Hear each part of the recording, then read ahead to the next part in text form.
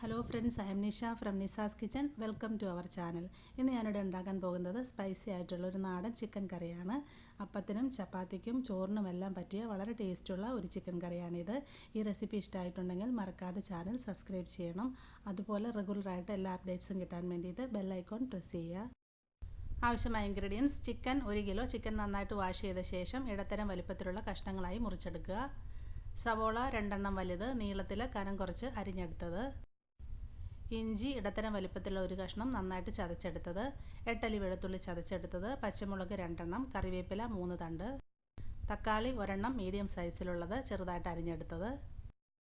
മഞ്ഞൾപ്പൊടി 1/2 teaspoon, hot chilli powder 1 table spoon, Kashmiri chilli powder 2.5 table spoon, കുരുമുളക് പൊടി 1/2 teaspoon, മല്ലിപ്പൊടി 1.5 table spoon, chicken masala 1 teaspoon, garam masala 1 teaspoon, കുറച്ച് തേങ്ങാക്കൊത്ത്, വെളിച്ചെണ്ണ ആവശ്യത്തിന്, ഉപ്പ് ആവശ്യത്തിന്. ഇനി പ്രിപ്പറേഷൻ നോക്കാം.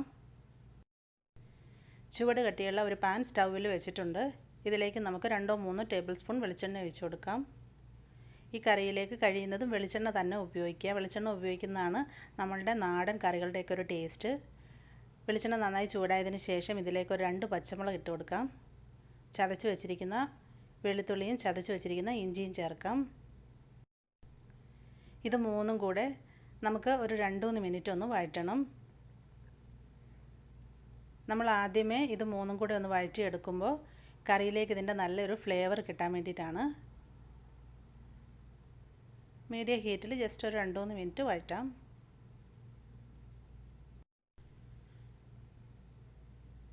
ഇപ്പോൾ 2-3 മിനിറ്റ് ആയിട്ടുണ്ട്. ഇനി ഇതിലേക്ക് നമ്മൾ അരിഞ്ഞു വച്ചിരിക്കുന്ന സവോള ചേർക്കാം.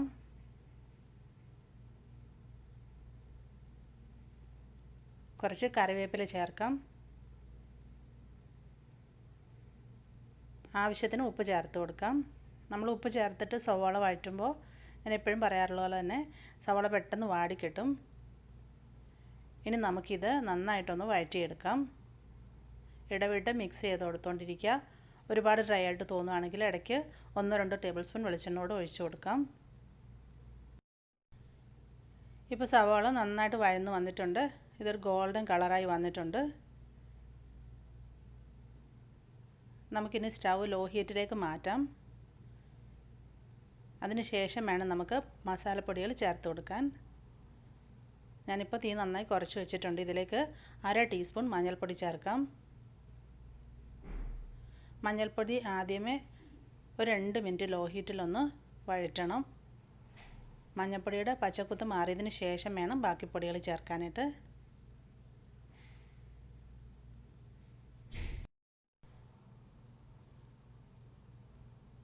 ഇപ്പോൾ 2 മിനിറ്റ് കഴിഞ്ഞിട്ടുണ്ട്. മഞ്ഞൾപ്പൊടി നന്നായി മൂത്ത് വന്നിട്ടുണ്ട്. ഇനി നമുക്കിതിലോട്ട് ബാക്കിയുള്ള പൊടികളൂടെ ചേർത്ത് കൊടുക്കാം. 1 table spoon hot chilli powder ചേർക്കാം. ഇത് നല്ല എരിവുള്ള മുളക് പൊടിയാണ്. ഇത് 1 ടേബിൾ സ്പൂൺ മതിയാവും. ഇനി ഇതിലോട്ട് 2.5 table spoon Kashmiri chilli powder ചേർക്കാം. ഇത് എരിവ് കുറഞ്ഞിട്ടുള്ള മുളക് പൊടിയാണ്. നമ്മുടെ കറിക്ക് നല്ലൊരു കളർ കിട്ടാൻ വേണ്ടിയിട്ടാണ് നമ്മൾ കാശ്മീരി ചില്ലി പൗഡർ കൂടുതൽ ആഡ് ചെയ്യുന്നത്. 1/2 ടീസ്പൂണോടെ ചേർക്കാം. മൊത്തം 2.5 table spoon Kashmiri chilli powder. ഇനി 1.5 ടേബിൾ സ്പൂൺ മല്ലിപ്പൊടി ചേർക്കാം. ഇനി നമുക്ക് ഈ പൊടികളെല്ലാം കൂടെ ലോ ഹീറ്റിലിട്ടിട്ട് ഒരു 3-4 മിനിറ്റ് നന്നായിട്ടൊന്ന് വഴറ്റണം. പൊടികളുടെ പച്ചക്കുത്തൊക്കെ മാറി നന്നായിട്ട് മൂത്ത് വരണം.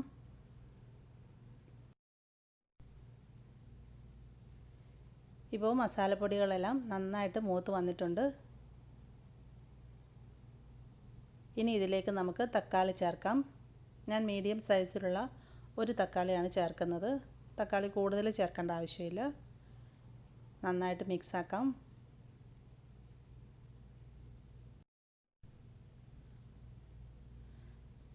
ഞാനിതെല്ലാം കൂടെ നന്നായിട്ട് മിക്സാക്കിയിട്ടുണ്ട്. ഇനി തക്കാളി ഒന്ന് കുക്കായിട്ട് വരണം. അതിനായിട്ട് നമുക്ക് ഒരു മീഡിയം ഹീറ്റിൽ ഒരു 2-3 മിനിറ്റ് ഇതിനെ ഒന്ന് കുക്ക് ചെയ്യാം.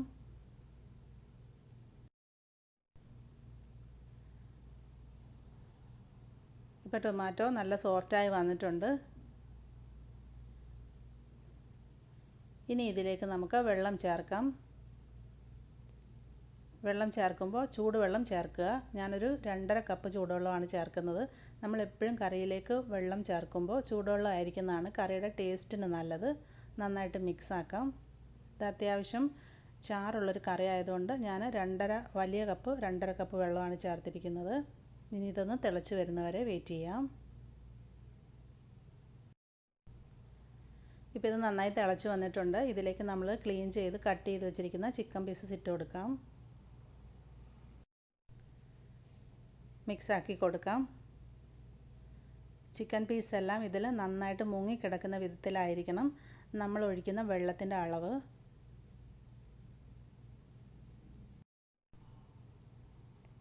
ഇനി നമുക്കിതിനെ മൂടി വെച്ച് വേവിച്ചെടുക്കാം. ആദ്യമേ നമുക്കിത് മൂടി വെച്ച് ഒരു 10-12 മിനിറ്റ് ഒന്ന് കുക്ക് ചെയ്യാം. മീഡിയം ഹീറ്റിൽ ഒരു 12 മിനിറ്റോളം വെയിറ്റ് ചെയ്യാം. ചിക്കൻ വേവുന്ന സമയത്ത് നമുക്കിതിൽ ചേർക്കാനുള്ള വറവലൊന്ന് തയ്യാറാക്കി വെക്കാം. അതിനായിട്ട് ഞാനൊരു ഫ്രൈ പാൻ അടുപ്പിൽ വെച്ചിട്ടുണ്ട്. ഇതിലേക്ക് ഒരു 2 ടേബിൾ സ്പൂൺ വെളിച്ചെണ്ണ ഒഴിച്ച് കൊടുക്കാം. വെളിച്ചെണ്ണ നന്നായി ചൂടായതിന് ശേഷം ഇതിലേക്ക് നമ്മൾ കട്ട് ചെയ്ത് വെച്ചിരിക്കുന്ന തേങ്ങ ഇട്ട് കൊടുക്കാം. നമ്മൾ സാധാരണ ചിക്കൻ കറിയിൽ തേങ്ങ ചേർക്കാറില്ല. തേങ്ങാക്കൊത്ത് ഇതുപോലെ വറുത്തിടാറില്ല. പക്ഷേ ഈ കറിക്ക് തേങ്ങാക്കൊത്തൂടെ വറുത്തിടുന്നതാണ് ടേസ്റ്റ്. നമുക്കിതിനെ ഒന്ന് ഫ്രൈ ആക്കാം. ഇപ്പോൾ ഇതിൻ്റെ കളറ് ലൈറ്റായിട്ട് മാറി വന്നിട്ടുണ്ട്. ഈ സമയത്ത് നമുക്കിതിലോട്ട് കുറച്ച് കറിവേപ്പിലൂടെ ഇട്ട് കൊടുക്കാം. ആദ്യമേ തന്നെ കറിവേപ്പില ഇട്ടാൽ കറിവേപ്പില ഒരുപാട് മൂത്ത് കരിഞ്ഞു പോകും. അതുകൊണ്ട് ഈ സമയത്ത് ചേർത്താൽ മതി. ഇത് രണ്ടും കൂടെ നമുക്കിനി നന്നായിട്ടൊന്ന് ഫ്രൈ ആക്കിയെടുക്കാം.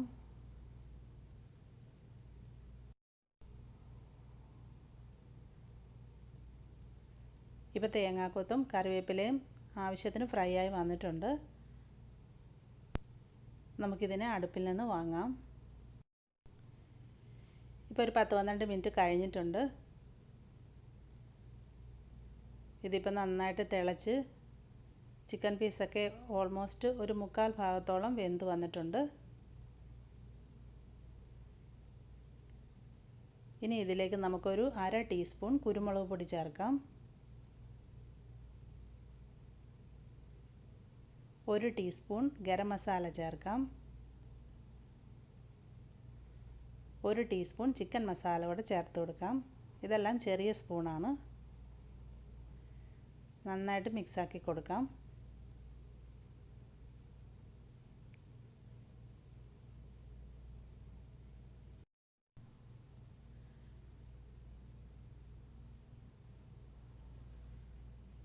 ഞാനിപ്പോൾ ഇത് നന്നായിട്ട് മിക്സ് ആക്കിയിട്ടുണ്ട്. നമുക്കിനി ഒരു 10 മിനിറ്റും കൂടെ ഇതിനെ ലോ ഹീറ്റിൽ ഒന്ന് തിളപ്പിക്കാം. ഇനി മൂടി വെക്കേണ്ട ആവശ്യമില്ല. ഇത് നന്നായിട്ടൊന്ന് തിളച്ച് ഇതിൻ്റെ ഗ്രേവി കുറച്ചൊന്ന് തിക്കായിട്ട് വരണം. ഇപ്പോൾ ഒരു 10 മിനിറ്റ് കഴിഞ്ഞിട്ടുണ്ട്. ചിക്കൻ പീസൊക്കെ ഇപ്പോൾ നന്നായിട്ട് വെന്ത് ഇതിൻ്റെ ഗ്രേവി കുറച്ചൊന്ന് തിക്കായി വന്നിട്ടുണ്ട്. ഈ സമയത്ത് ഇതിൻ്റെ ഉപ്പ് നോക്കാം. ഉപ്പ് കുറച്ച് കുറവാണ്. കുറച്ചും കൂടെ ആഡ് ചെയ്ത് കൊടുക്കാം. വീണ്ടും ഒന്ന് മിക്സാക്കി കൊടുക്കാം. ഇനി ഇതിലേക്ക് നമ്മൾ ഫ്രൈ ആക്കി വെച്ചിരിക്കുന്ന തേങ്ങാക്കൊത്തും കറിവേപ്പിലയും കൂടെ ഇട്ട് കൊടുക്കാം. ഒന്ന് മിക്സ് ചെയ്യാം. നമ്മുടെ ചിക്കൻ കറി ഇവിടെ റെഡി ആയി കഴിഞ്ഞു.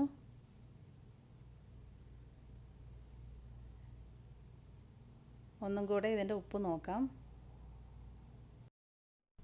ഉപ്പൊക്കെ പാകത്തിനുണ്ട്. ഇത് കുറച്ച് തണുത്തതിന് ശേഷം ഇതിൻ്റെ ഗ്രേവി കുറച്ചും കൂടെ തിക്കായിട്ട് വരും. അതുകൊണ്ട് നമുക്കിനി ഇതിനെ കൂടുതൽ തിളപ്പിക്കേണ്ട ആവശ്യമില്ല. ഫ്ലെയിം ഓഫ് ചെയ്യാം. ചൂടാറിയതിന് ശേഷം സെർവിങ് ഡിഷിലേക്ക് മാറ്റാം. നമ്മുടെ സ്പൈസി നാടൻ ചിക്കൻ കറി ഇവിടെ റെഡി ആയിട്ടുണ്ട്. ഇത് അപ്പത്തിനും ചപ്പാത്തിക്കും പൊറോട്ടയ്ക്കും എല്ലാം പറ്റിയ വളരെ നല്ലൊരു കറിയാണ്. മറക്കാതെ ഒരു പ്രാവശ്യമെങ്കിലും ഈ റെസിപ്പി ഒന്ന് ട്രൈ ചെയ്ത് നോക്കണം. ഇഷ്ടമായിട്ടുണ്ടെങ്കിൽ വീഡിയോയുടെ ലിങ്ക് നിങ്ങളുടെ ഫ്രണ്ട്സിനൊക്കെ ഷെയർ ചെയ്ത് കൊടുക്കുക. ആദ്യമായിട്ടാണ് ഈ ചാനൽ കാണുന്നതെങ്കിൽ മറക്കാതെ സബ്സ്ക്രൈബ് ചെയ്യുക, സപ്പോർട്ട് ചെയ്യുക. അതുപോലെ എല്ലാ അഭിപ്രായങ്ങളും നിർദ്ദേശങ്ങളും താഴെ കമൻറ്റ് ബോക്സിൽ എഴുതി അറിയിക്കാൻ മറക്കരുത്. താങ്ക്